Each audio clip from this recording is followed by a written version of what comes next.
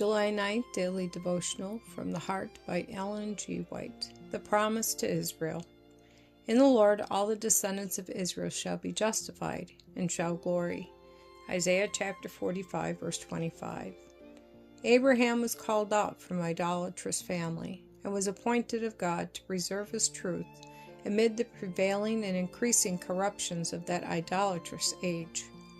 The Lord appeared to Abraham and said, I am the Almighty God. Walk before me, and be thou perfect. And I will make my covenant between me and thee, and will multiply thee exceedingly. Genesis chapter 17, verses 1 and 2. The Lord communicated his will to Abraham and gave him a distinct knowledge of the requirements of the moral law, and of the salvation that would be accomplished through himself. It was a high honor to which Abraham was called, that of being the father of the people who for centuries were the guardians and preservers of the truth of God for the world of that people, through whom all the nations of the earth should be blessed in the advent of the promised Messiah.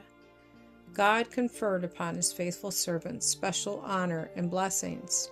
Through vision and through the angels that walked and talked with him as friend with friend, he was made acquainted with the purposes as well as with the will of God. But the descendants of Abraham departed from the worship of the true God and transgressed his law.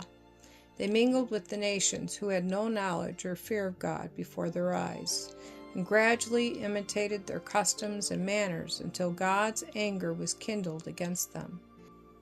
And he permitted them to have their own way and follow the devices of their own corrupt hearts. But when they humbled themselves before God and acknowledged his dealings, and cried unto him earnestly for deliverance from the oppressive yoke of the Egyptians, their cries and their promises to be obedient reached heaven. Their prayers were answered in a most wonderful manner, and Israel was brought forth from Egypt, and the covenant made with their fathers was renewed to them. Thus was the knowledge of the law of God preserved through successive generations from Adam to Noah, from Noah to Abraham, and from Abraham to Moses.